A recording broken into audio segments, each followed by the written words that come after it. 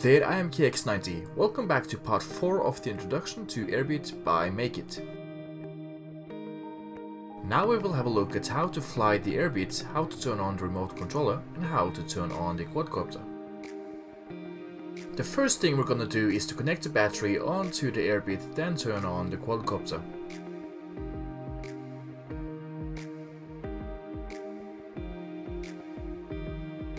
Connect the battery to the controller and it will turn itself on.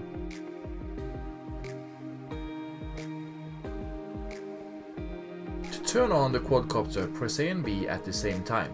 All you have to do to lift the drone is to press B on the remote controller repeatedly to achieve the desired throttle to lift the drone. Press B until you reach the desired height. It is worth mentioning that an open area of 2 × 2 meters is recommended and that you do not fly the Airbit higher than approximately 30 centimeters above the ground before you get control of the Airbit. To get the quadcopter closer to the ground, hence lower the quadcopter, press A on the remote controller. To control the quadcopter, tilt the remote controller in the direction you want the quadcopter to fly. Tilt to the right to get the drone to move to the right, backwards for backwards, left for left, and forward for forward.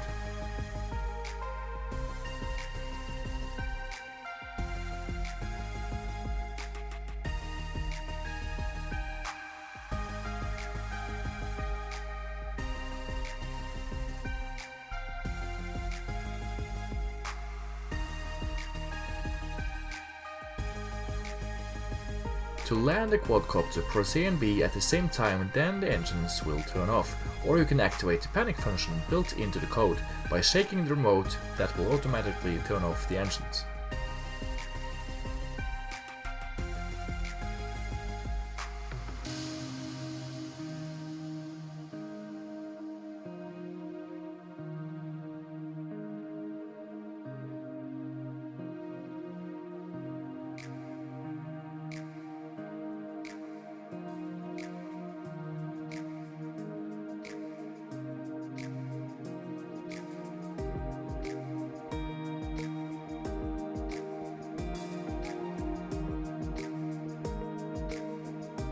When you're done flying the Airbit, do the following.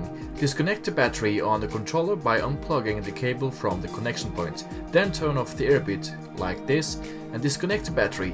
It is very important to remember to always disconnect the battery, both on the remote controller and especially on the drone, otherwise the battery can be destroyed.